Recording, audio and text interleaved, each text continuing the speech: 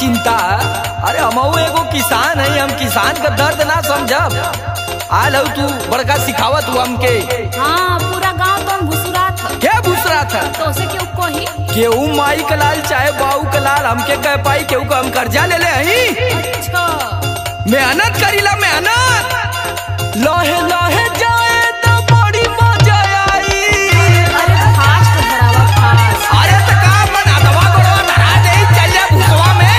ओरे ना समझ में आवत है कुल बात। एक तो पर कसवा उधार लेके सुधार ना करत है। लोहे लोहे जाए तो बड़ी मजा आई, लोहे लोहे जाए तो बड़ी मजा आई। बड़ी जब परेशर तो नहीं रोकाई, बड़ी जब परेशर तो नहीं रोकाई, बड़ी जब परेशर तो नहीं रोकाई।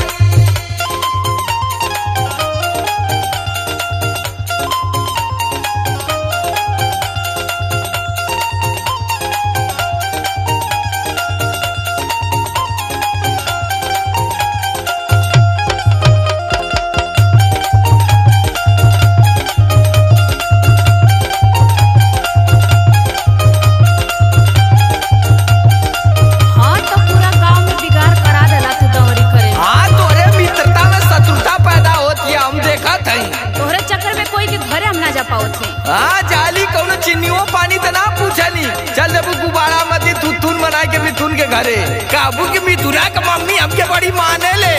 सिलवा फूल मतिया रोजे दी है ओ रहनवा, तू तो रहबा बहरा हमा सोनब सजनवा।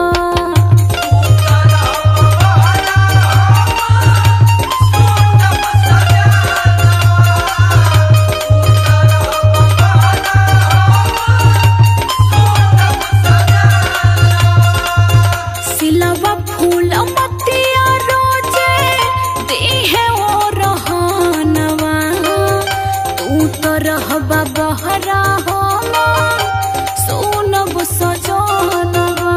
आ छोड़ा, तोके समझोले कोनो फायदा बा? घंटा में बेसी खिची हमरो मजा आए।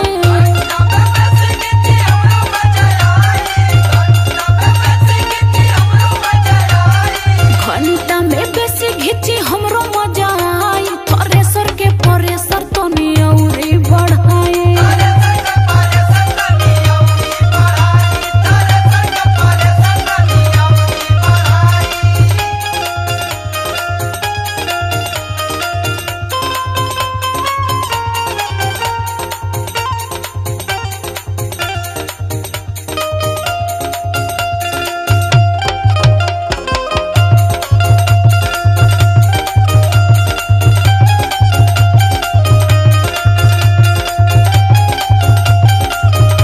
आ तनी गांवपुर में व्यवहार बना के न रहल जाला, तबे न काम करबा। अरे तो का हमके चुनाव लड़े के अरे नाही हो, तब थ्रेसरवा कैसे चली? कैसे जात हुआ दाम में?